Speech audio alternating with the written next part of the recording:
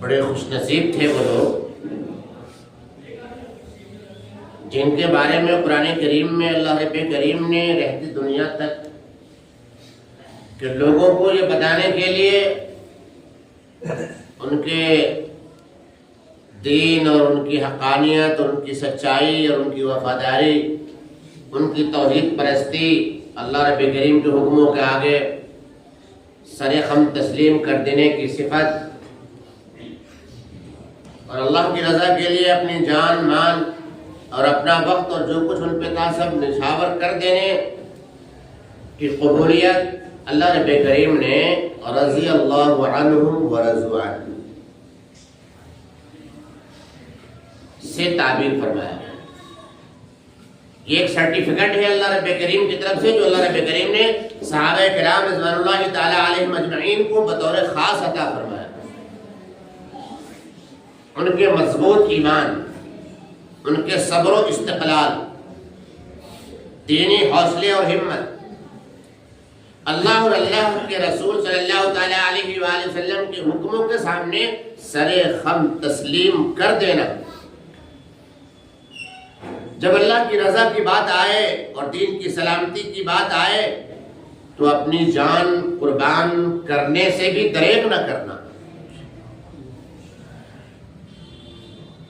انہیں یہ پتہ چل جائے کہ اس بات سے اللہ راضی ہے، اس وقت اسلام کو، مذہب اسلام کو مال چاہیے، اللہ تعالیٰ مال کا حکم دیتا ہے، سب کچھ قربان ہنسی خوشی کر دینا اور اس میں اپنے لیے سعادت کی بات سمجھنا۔ یہ وہ صفات عالیہ ہیں جو اللہ رب کریم نے اللہ کے نبی، میرے و آپ کے نبی، کائنات کے نبی، نبی رحمت للعالمین، سید الاولین والآخرین حضرت محمد مصطفیٰ صلی اللہ تعالی علیہ وآلہ وسلم کے صحابہ کو، ان کے ساتھیوں کو، ان کے رفقا کو اللہ رب کریم نے یہ صفات اتم درجے میں عطا فرمائی۔ صحابہ کی جو شان ہے، صحابہ کی جو مثال ہے، آپ کو پوری دنیا میں جب سے یہ دنیا آباد ہے اور دنیا میں تاریخیں رقم کرنے کی جو شروعات ہے اور ابتدا ہے، کسی کی تاریخ میں، کسی کی حکایات اور واقعات میں ایسی جانثاری، ایسی وفاداری، ایسی قربانی، ایسی غلامی کہیں بھی کسی زمانے میں نہیں مل سکتی جو مثالیں ملتی ہے جناب رسول کریم صلی اللہ تعالی علیہ وآلہ وسلم کے صحابہ کے تعلق سے۔ حضرت سیدنا بلال رضی اللہ تعالیٰ عنہ کا جب نام آتا ہے، کیا بات ہے، اگر ان کے ظاہر حلیوں کو دیکھا جائے، ان کی شکل و صورت کو دیکھا جائے تو کوئی سمارٹنیس خاص نہیں ہے جو زمانے میں ہوا کرتی ہے، زمانے کے اعتبار سے میں بات کہہ رہا ہوں۔ ایک ہوتا ہے نا کہ بھی بڑا لاڑور ہے صاحب، بڑا اسمارٹ ہے، بڑا خوبصورت ہے، ہاں ایسا کوئی معاملہ نہیں ہے، لیکن ایک معاملہ ہے، وہ کیا ہے؟ ان اللہ لا ينظر الى صورکم ولا اجسامکم ولكن ينظر الى قلوبکم۔ اللہ کے نبی صلی اللہ علیہ وسلم ارشاد فرماتے ہیں کہ اللہ تعالیٰ تیری شکلوں کو نہیں دیکھتا، ان اللہ لا ينظر الى صورکم ولا الى اجسامکم، نہ وہ تمہارے جسموں کو دیکھتا ہے، ولكن ينظر الى قلوبکم، وہ تو صرف تمہارے دل کو دیکھتا ہے۔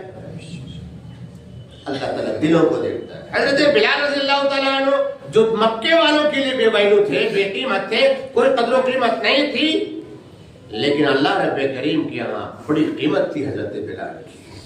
اللہ کے نبی رحمت اللہ علیہ صلی اللہ تعالیٰ علیہ وآلہ وسلم کی نظر میں بڑی عظمت تھی بلال کی، جو بلال کو عظمت اسلام نے دیا، جو بلال کو عزت ہمارے آقا محمد صلی اللہ تعالیٰ علیہ وآلہ وسلم نے دیا۔ بلال کو جو بلندی اللہ رب کریم نے عطا فرمائی، اس بلندی کو حاصل کرنے کے لیے صحابہ کرام ترستے تھے اور دل کے اندر جذبات پیدا کرتے تھے، کیا ہے، کیا قسمت ہے حضرت بلال۔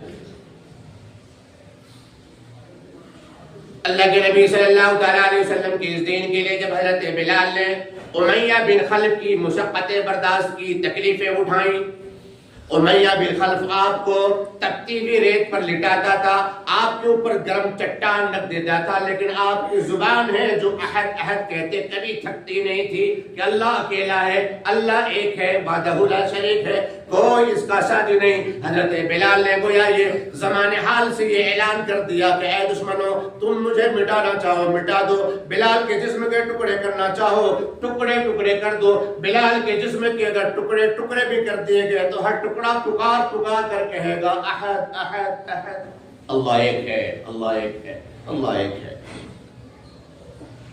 حضرت بلال ہی ہیں جن کو یہ فضیلت حاصل ہے کہ اللہ کے نبی جناب محمد رسول اللہ صلی اللہ تعالیٰ علیہ وآلہ وسلم نے جنت میں اپنے آگے قدموں کی آہٹ سنی اور دیکھا کون ہے، پتہ یہ چلا کہ وہ بلال ہے، بلال ہے، بلال ہے۔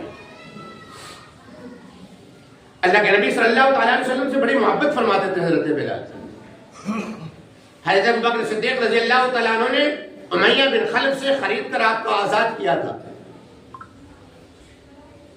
جب اللہ کے نبی جناب محمد رسول اللہ صلی اللہ تعالیٰ علیہ وسلم اس دار فانی سے وفات پا گئے، پردہ فرما گئے،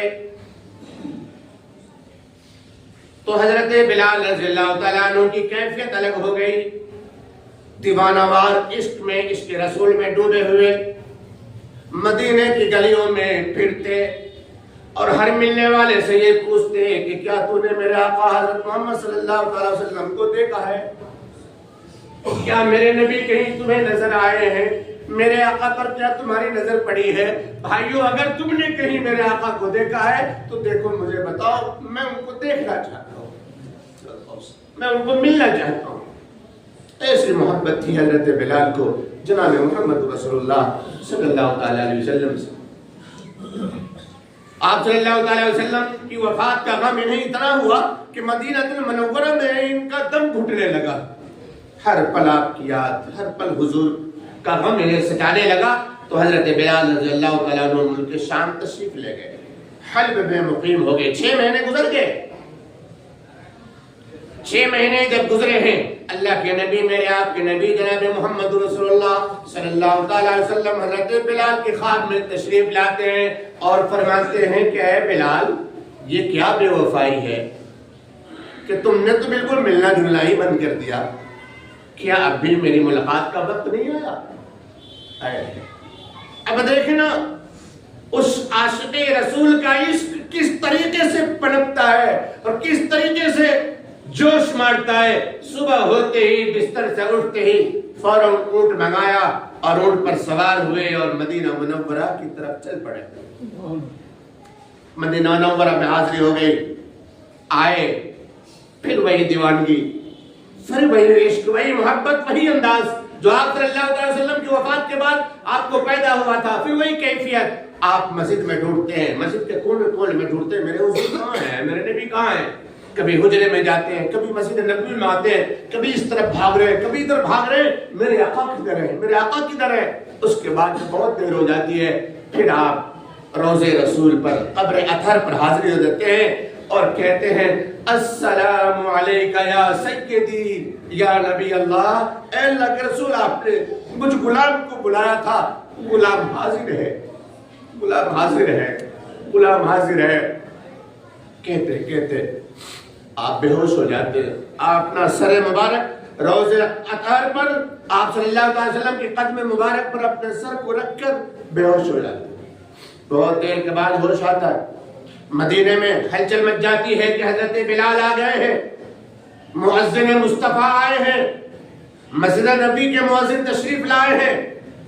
جس نے جہاں سنا، جیسے سنا، سب بھگے ہوئے چلے آئے، مجمع اکٹھا ہوا۔ جب حضرت بلال ہوش میں آئے، اب سارے صحابہ نے، اس وقت کے موجود سبھی لوگوں نے درخواست کی کہ ایک بار وہی اذان دے دو جو تم اللہ کے نبی کے زمانے میں دیا کرتے تھے۔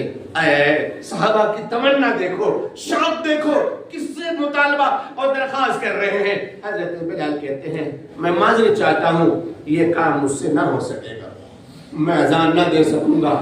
سارے صحابہ اکٹھے ہوتے ہیں، مشورہ ہوتا ہے کہ حضرت بلال اگر کسی کی بات مانیں گے تو وہ ہے امام حسنین کرمین، کہ آپ حضرت امام حسن اور حسین سے درخواست کراؤ۔ صحابہ پہنچتے ہیں، دونوں کی درخواست رکھتے ہیں، اور حضرت امام حسن امام حسین تشریف لاتے ہیں، اور حضرت امام حسن آ کر کہتے ہیں، حضرت بلال رضی اللہ تعالیٰ عنہ کا ہاتھ پکڑتے ہیں اور کہتے ہیں کہ جس طرح آپ میرے نانا جان کے زمانے میں اذان دیتے تھے، آپ پلیز وہی اذان مجھے سنا دیجیے، ہم اذان سننا چاہتے ہیں۔ ظاہر ہے کہ نواسے رسول کی درخواست کو کون ٹال سکتا ہے؟ کس میں ہمت ہے؟ حضرت بلال پھڑک اٹھتے ہیں اور کہتے ہیں کہ ہاں آپ کی درخواست ضرور قبول کی جائے گی۔ اور پھر وہی جگہ جس جگہ اللہ کے نبی صلی اللہ تعالی وسلم کے سامنے ان کی زندگی میں آپ اذان دیا کرتے، حضرت بلال اذان کی فضا، اذان کی آواز بلند کرتے ہیں اور کہتے ہیں اللہ اکبر اللہ اکبر۔ اب جب اذان کی پہلی بول اللہ اکبر کی فضا میں آواز گونجتی ہے، مدینے کی گلیوں میں ہلچل مچ جاتی ہے، مرد بھی، عورتیں بھی، بوڑھے بھی، بچے بھی، جوان بھی، بیمار بھی، سب گھروں سے دوڑتے ہوئے چلے آتے ہیں۔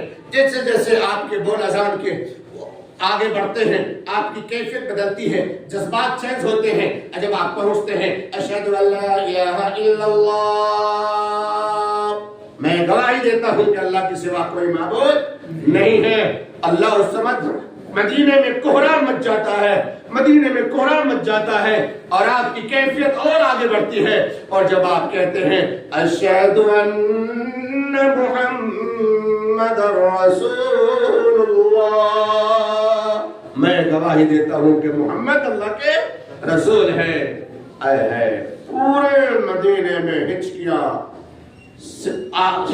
بد جاتی ہیں، مدینے والوں کی سب سسکیاں لینے لگتے ہیں، چیخیں نکل جاتی ہے، لوگ دھاڑے مار مار کر رونے لگتے ہیں، پورے مدینے میں یہ آواز گلیوں میں گردش کرنے لگتی ہے کہ حضور آ گئے ہیں، آقا تشریف لے آئے ہیں، آقا پھر سے تشریف لے آئے ہیں۔ میرے بھائیوں، جب اس آواز پر پہنچتے ہیں حضرت بلال پھر بے ہوش ہو جاتے ہیں۔